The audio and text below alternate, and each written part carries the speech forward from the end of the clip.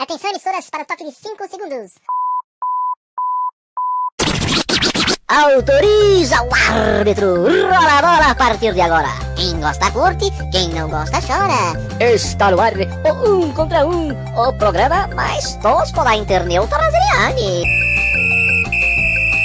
Fala galera, fala nossos queridos ouvintes do 1 contra 1.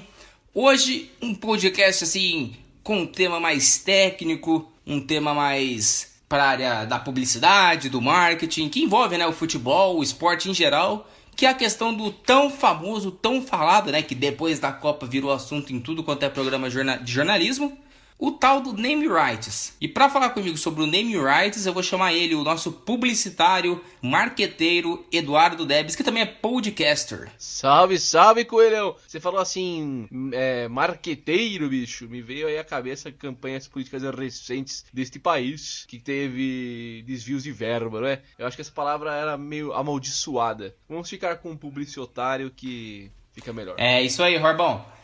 Cara, pra gente falar de name rights, primeiro a gente tem que englobar, né, falar um pouquinho sobre o que é o name rights. Eu queria que você falasse um pouquinho sobre o que é, mais ou menos, né, você que tem experiência no assunto, e depois eu venho com algumas curiosidades. Tá certo, Coelhão. Ao contrário do que muitas pessoas pensam devido às recentes discussões, né, que o name rights começou a ser discutido no Brasil de maneira ampla, em programas de televisão, em rodas de amigos, em mesas de bares, porque o Palmeiras vendeu o name rights, né, do estádio dele para a seguradora Allianz, né? Então hoje ela é conhecida como Allianz Arena e não o Allianz Parque, como o pessoal costuma chamar, né? Que é uma referência ao antigo Parque Antártica. Então muitas pessoas começaram a discutir isso depois que esse acordo foi feito, né, em 2014, 2013, 2014 ali, que foi a construção do estádio, e aí o pessoal começou a debater esse tema. O Corinthians recentemente até anunciou o interesse em vender os name rights da arena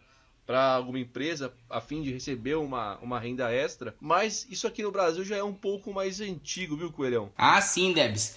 Cara, o primeiro name rights assim que se tem conhecimento no estádio de futebol foi o estádio da Arena da Baixada, que antigamente era conhecida como Kyocera Arena, que se eu não me engano a Kyocera é uma marca de celulares de tecnologia, tô certo, Debs? Dessa área de tecnologia, precisamente no Sim, é porque eu lembro que minha tia tinha um celular da Kyocera, é tudo que eu lembro. Aí, cara, o que acontece? Com a chegada da Copa de 2014, as novas arenas chegam aí e os clubes, né, os detentores dos direitos precisam de alguma maneira pagar as contas. E qual que é uma maneira, né, de se aliviar as contas, aliviar os gastos? É você ter uma empresa com um nome dentro do estádio, que vai fazer toda a ação de marketing dentro do estádio, para te ajudar a sanar essas dívidas. E é o que o Corinthians está penando, porque passa tempo, volta tempo, passa tempo, volta tempo, e o Corinthians aumenta suas dívidas com o estádio. Um estádio que tem muita história para contar aí, né, nos bastidores, a gente sabe, não vai entrar nesse assunto. Só que nenhuma empresa quer jogar o dinheiro ali, porque sabe tudo que envolve aquela arena,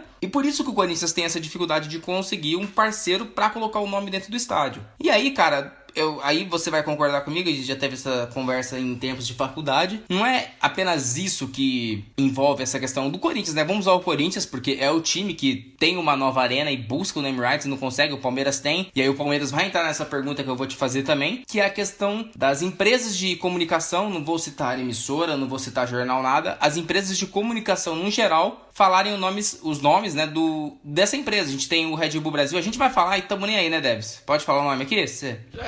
Acho que no caso aqui vale, porque a gente não tá fazendo propaganda nem criticando. Então vambora. A gente tá citando um fato que acontece. Isso, então vamos aí. Temos o Allianz Parque, né, da seguradora Allianz, como o Debs falou. A Red Bull Brasil, que entrou com a Red Bull Bragantino, perdão, né, que tinha o Red Bull Brasil e agora comprou o Bragantino. E tem também na Fórmula 1, onde as emissoras tudo não falam o nome da empresa, e sim apenas o RB. Temos também a Arena da Fonte Nova, se eu não me engano, tá com a Itaipava. E a Arena Pernambuco, que também tinha uma outra cerveja. Então, cara, pro Corinthians tem essa dificuldade, né? A gente tá usando o Corinthians, como eu disse, porque é o clube que todo mundo sabe que busca um patrocinador, um apoiador pro seu estádio. E tem essa dificuldade justamente porque não, né? Tirando a parte que a gente já falou da Arena, sim, as empresas não vão falar o nome, não adianta. Sim. E aí, Debs, eu queria que você falasse um pouco sobre essa questão. É complicado, Coelhão, porque como você realmente falou, as emissoras elas já têm um grupo de anunciantes, né?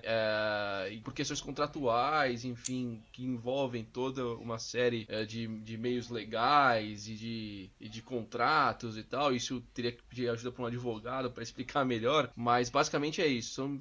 Judicialmente, contratualmente, as empresas têm compromissos com os seus patrocinadores, as empresas de transmissão, né? E você utilizar do espaço da transmissão para citar uma outra marca, para citar uma outra empresa, você acaba ferindo até vezes essa questão contratual. Então, essa política ela é muito seguida à risca, né? Pelas emissoras que fazem as transmissões dos jogos, porque, mais uma vez, a gente está falando de patrocínios e cotas de patrocínio de milhões de reais, né? Então, você ter que pagar uma multa em cima de uma cota de milhões de reais vai ser uma multa bem alta, com toda certeza. Então, ninguém quer correr esse risco. Mas, no Brasil, essa política de name rights ela começa a acontecer no final dos anos 90 e, diga-se de passagem, Coelhão, fora do esporte, né? Ela começa a ser feita com casas de show. Um exemplo é a Credit Card Hall, em São Paulo, né? Ela passa a ser o primeiro estabelecimento cultural, esportivo, digamos assim, né? Cultural, né? Não esportivo, mas cultural, que recebe o nome de uma empresa e passa a funcionar dessa maneira. E aí, na área do esporte, como a gente já citou aqui, como você falou da Kyocera Arena, ela foi batizada em 2005, né? Que é conhecida como Arena da Baixada, popularmente falando. Ela foi batizada em 2005 como Kyocera Arena. E aí você tem outros exemplos mais recentes de name rights no Brasil, por exemplo, o estádio do Bahia, que não é do Bahia, pelo que me consta, segundo eu estava lendo, tem gente que diz que é do Bahia ou não, isso eu não vou entrar no mérito. A Fonte Nova? Mas, eu posso estar totalmente errado, mas eu acredito que seja igual o Pacaembu, né? Porque, não sei, eu nunca pesquisei também, mas eu acho que seja igual o Pacaembu, né, da prefeitura. Porque o Vitória também manda jogo lá? Então, eu ouvi algumas pessoas dizendo que era concedido, e outras pessoas dizendo que era do Bahia, mas enfim, eu li diversos materiais sobre isso, não cheguei a nenhuma conclusão. Mas o que acontece é o seguinte, o Grupo Petrópolis, que é dono da Itaipava, ele comprou o name rights da Arena, que foi palco da Copa do Mundo, e hoje ela chama Itaipava Arena Fonte Nova, né? Então, você vê que por um momento isso começou a ganhar força no Brasil, que foi com as chegadas e as construções das novas arenas. E você vender esse name rights, essa cota de patrocínio, é um desafio do futebol moderno, né? Por exemplo, a empresa fechou um acordo com o Bahia no valor de 10 milhões durante 10 anos, né? E como você falou, esse contrato todo engloba o quê? O direito de comercialização de produtos com exclusividade nos bares e restaurantes da Fonte Nova, né? Além de outras campanhas de marketing que a Itaipava queira fazer no local. Então são 10 milhões de reais por ano durante 10 anos. Esse é o contrato fechado entre a Itaipava e o Bahia na Itaipava Arena. É isso aí. E aí você falou também, a gente pode vamos mudar um pouquinho também o nosso tema, a gente deu uma falada legal sobre o name rights. Você falou dos desafios do futebol moderno. E cara, um outro assunto também que tá pegando essa semana não, nas últimas semanas pegou bastante e vem pegando um tempo atrás, é a questão dos direitos dos jogadores, né? A gente mudou agora totalmente o nosso assunto, mas ainda, né, falando dentro desse assunto de futebol moderno, que é a questão contratual dos jogadores, alguns jogadores colocando seus antigos ou atuais clubes na justiça, por motivos assim de jogar no final de semana, jogar em horário sagrado do futebol, né, que a gente conhece. Eu particularmente não posso falar porque eu não sou jogador, eu não sou atleta, eu não sei as contas deles. Mas cara, a partir do momento que você é um atleta de futebol, você tem que entender que o horário do jogo de futebol é no final de semana e à noite na quarta-feira, ou numa quinta, no sábado, não sei. Eu acho que assim, isso é o lógico. Mas claro, aí tem toda aquela questão que a gente já falou que eu falei agora do jogador, do que ele, se ele precisa de algo, ou se ele acha certo, é aquela famosa brecha da lei, né? Famosa brecha na lei, tem a brecha na lei, vamos lá. E eu queria que você falasse um pouquinho sobre esse tema, o que você acha dos jogadores fazendo isso, se você é contra, a favor. É complicado porque assim, foi o que você falou, a gente já tem uma cultura pré-estabelecida de horários, né? Isso em função da transmissão na televisão, pré-estabelecida culturalmente, de que os jogos são, na maioria, aí salvo exceção de campeonatos de outras divisões, mas são, em sua maioria, quartas e domingos, né? Então, na verdade, quarta e final de semana, digamos assim, quarta, quinta, porque tem jogo de quinta, né? Então seria quarta e quinta e sexta e sábado e domingo, perdão, são os dias praticamente sagrados, como você usou a expressão perfeitamente, do futebol. Isso, falando dos times da Série A, né? Porque a gente tem a Série B com jogos na sexta e na terça, não temos jogos aos domingos e quartas. Exatamente. Então, o que acontece? Também aí eu acho que é um erro dos clubes, do departamento jurídico dos clubes, de se resguardar enquanto a isso, fazer um contrato em que o jogador esteja ciente e firme com a sua assinatura o compromisso de jogar nesses dias e não responsabilizar o clube por isso. Você tem série de leis envolvendo coisas de sindicato e tal, e os clubes eles temem esse tipo de processo, porque é um processo que já está ganhando bastante adeptos, né? Então o que acontece? Você vê jogador processando um clube hoje, é muito comum. E o que acontece? Se você tiver bastante decisões judiciais favoráveis para esses jogadores, isso cria uma jurisprudência, digamos assim, né? Estou resumindo aqui uma coisa que eu aprendi aqui do direito, né? Então, o que acontece? Se estiver errado, que os nossos colegas e ouvintes, advogados, advogadas e juízes, magistrados, corrijam a gente, por favor, aqui depois, mas é que você cria uma jurisprudência. Quanto maior a quantidade de pareceres favoráveis aos jogadores, você cria uma jurisprudência, ou seja, meio que um direcionamento, né, com base nas decisões passadas para decisões futuras. E aí os clubes temem justamente que isso torne uma jurisprudência, e aí qualquer outro que entrar na justiça vai dificultar muito mais ainda a defesa dos clubes. E deixa eu só fazer uma pergunta para você, Deb. Você falou nesse assunto, legal. Sim. Durante agora a pandemia, a gente teve o caso do jogador Michael, né, entrando na justiça contra o ex-clube dele. E aí o André Sanches, né, presidente do Corinthians, falou que o Corinthians, se chegasse isso ao Corinthians, se isso fosse levado para frente, o Corinthians não jogaria nesses horários. Então as emissoras, né, ou a CBF que arrumariam um horário para o Corinthians jogar. Você acha que faltou o apoio dos outros clubes da Série A com o presidente do Corinthians nessa questão? Você acha que ele está errado?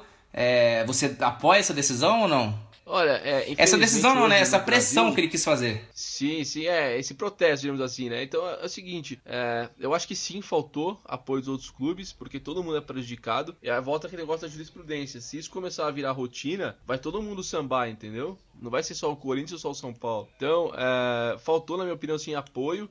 O que eu acho é o seguinte, eu acho que quem organiza o campeonato no Brasil é omisso em relação a quase tudo que acontece, né? Parece que só quer vender o campeonato, que só quer lucrar com o campeonato e tá cagando e andando para como ele tá rodando, para como os clubes estão, né? Então, essa é a minha visão, tá? Não tô dizendo que nem é a sua, nem a visão do programa, é a minha visão, Eduardo, que estou falando. Então, é o seguinte, parece que é isso, entendeu? Então você precisa de ameaças como essa que o André Sanches fez, para poder pressionar, de certa maneira, quem está organizando o futebol a ter pelo menos um pouco de bom senso. E passar a entender, a gente tem uma inversão de valores no Brasil nos últimos anos, que a gente passa a ver aquele que emprega como vilão, né? E aqueles que estão trabalhando sempre como santos. Isso não acontece sempre. Cada um tem seu direito, lógico, eles foram procurar isso porque eles têm esse direito garantido, e aí se eles têm esse direito garantido, eles têm tem mesmo que ir lá buscar esses direitos, mas assim, quem organiza o futebol, né, os clubes que estão participando do futebol, que pagam o salário desses atletas, tem que se reunir e pressionar para que essas coisas mudem, porque você não pode sempre prejudicar um lado e beneficiar o outro, como acontece, né? E aí a gente entra numa outra questão, Coelhão, que é a medida provisória 984, que foi sancionada pelo Poder Executivo na última semana. Essa questão, ela gerou muita discussão, principalmente na questão de transmissão de jogos de futebol. Porque o que ela faz? Ela diz que os clubes mandantes passam a serem os donos, os detentores do direito do mando de jogo, de transmissão. Ou seja, ele pode vender e negociar esse mando com quem ele quiser, entendeu? E isso trouxe uma série de problemas, porque já existiam contratos com emissoras assinados, parece que não há no mercado grupo ou emissora que cubra a oferta anterior, isso está gerando uma série de problemas nas transmissões, enfim, essa foi a maior discussão, né, sobre como o pessoal iria se equilibrar. Outras duas mudanças que essa MP trouxe, ela tem relação, por exemplo, diretamente com a pandemia de Covid-19. Então, os clubes, eles eram obrigados, antes, pela Lei Pelé, que, diga-se de passagem, voltando rapidinho ao assunto das leis, é uma lei que precisa ser urgentemente revista, na minha opinião, para o bom funcionamento do futebol. E aí o que acontece? Você tinha uma definição de que os contratos de trabalho de jogadores, eles tinham que ser assinados tendo, no mínimo, 90 dias de vínculo, ou seja, 3 meses de vínculo no mínimo. Só que você pega uma situação de pandemia, onde clubes do Brasil, que a gente sempre bate nessa tecla aqui, clubes do Brasil têm pequeno rendimento, tem quase nada de rendimento, e entram num período de 100 jogos, um período de estagnação do esporte, nas atividades, e continua pagando seus atletas, você geralmente eles fazem, né, a programação para metade de um ano, né, para um semestre, que é onde ocorrem os estaduais e as fases iniciais de Copa do Brasil, Copa Paulista, aqui em São Paulo, enfim. E aí o que acontece? Você tem preparado o calendário para 6 meses. Desses 6 meses você joga 2 e fica 4 parado, né? Você precisa voltar e ter elenco para voltar, né? Agora, depois desses 6 meses. E você ter que fazer um novo contrato de no mínimo 90 dias ia quebrar muito time que iria deixar de jogar, Sim. Iria deixar de ganhar e poderia até fechar. E vale lembrar... E com esses 30... Não, pode falar, depois não, por favor. Não, vale lembrar que não foi nada aceito ainda, né? Essa lei aí não tá certa ainda, acho que vai passar pelo Congresso por outras medidas. Ela tem validade de 120 dias, isso, né? Até o Congresso rejeitar isso, então pro povo não achar que já tá tudo certo, que é isso e vambora, né? Por enquanto é isso, né? Sim. Daqui 120 dias a gente vai saber se vai continuar ou não. Mas essa questão dos 30 dias que entra, então com um contrato antigo você consegue hoje bancar 3 contratos novos. Então isso ajuda bastante em um pequeno. E aí só para finalizar essa parte que a gente está falando de name rights, patrocínio, e vamos entrar numa questão rapidinha de patrocínio de camiseta, Coelhão. Outra mudança que a mídia provisória trouxe é permitir que as emissoras de rádio e TV, inclusive por assinatura, patrocinem ou veiculem sua marca ou suas marcas, dependendo se for uma empresa com várias marcas, nos uniformes das equipes participantes da competição. Até a edição da SMP isso era proibido, tá? E a gente lembra um fato muito curioso, final da Copa João Avelange, quando o Vasco entrou com o patrocínio do SBT, inclusive era apelidado de Lei SBT, essa parte proibitiva, né, que a MP alterou. Então, por exemplo, você vai poder, por exemplo, um jogo transmitido pela emissora A, ter um time patrocinado pela emissora B, C, D, E, F, G, H. Isso vai dar muito problema, algumas emissoras já anunciaram que vão recorrer disso, e aí vamos ver como é que vai acontecer. Mais espaço publicitário, né? Ou seja, você vai abrir um mercado publicitário, mais mercado publicitário nas camisetas dos clubes, né? Como você também vai abrir mais mercado na transmissão, com a edição da medida provisória. Agora, nós vamos ver se o mercado vai se adaptar a isso ou não, e se nós vamos, como você mesmo disse, depois dos 120 dias, continuar tendo a lei aprovada ou não. Então, só para finalizar aqui, hoje a gente está fazendo um programa mais curto, a gente vai tentar moldar, né, nesses modelos assim mais curtos para o nosso ouvinte. E cara, tudo que você falou, isso aí dessa questão de leis e tudo mais, se chega isso aí nos podcasts do Zinho, você vai ser processado pelo Jota. Pra me fazer podcast uma hora dessa, pelo amor de Deus. Não, aceito o processo, vou falar com meus advogados, não tem problema nenhum, nos vemos no tribunal, mas antes de mais nada, já que estamos falando de patrocínio, se alguém quiser patrocinar esse falido podcast aqui, por favor, entre em contato. Coelhão, então, para a próxima semana, a gente traz mais uma discussão envolvendo a publicidade das camisetas. Isso, a gente pode falar de vários patrocínios históricos aí também, acho que é um tema bem legal da gente falar. E é isso. Fechado. Vamos agora com as nossas dicas de vinhos. Opa, dica de vinho é sempre bom. Bom, Coelhão, então vamos dar um alô aí pro um dos únicos patrocinadores do nosso programa, o Em Vinhos. Também tem um pessoal da Roma Training que tá com a gente também. Queremos agradecer eles também. Mas vamos lá, hoje é dia da Em Vinhos. Então vamos lá. Edson aí vai falar as dicas de vinho. Coelhão, vou nessa. Muito obrigado aí pela sua parceria de sempre. Tamo junto, meu querido. Falou. Se cuida aí, hein? Olá, Debs. Olá, Coelho. O inverno chegou e hoje quero falar de harmonizar vinho com chocolate. Isso mesmo. A tradicional fondue nesta época do ano pode ficar ainda melhor se combinado com vinho. Não é bicho de 7 cabeças. Você só precisa começar a experimentar e ir ajustando o seu paladar, sem medo de errar. Um grande aliado do chocolate são os vinhos doces. Fique tranquilo que não iremos embolar o meio de campo. Vou citar alguns: vinho do Porto e vinho Madeira de Portugal. E o espanhol Pedro Ximénez. Funcionam muito bem. A dica de hoje, Porto Tailus Ruby, que custa em torno de R$90.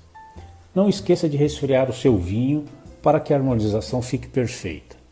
É isso aí, saúde, juízo e se cuidem.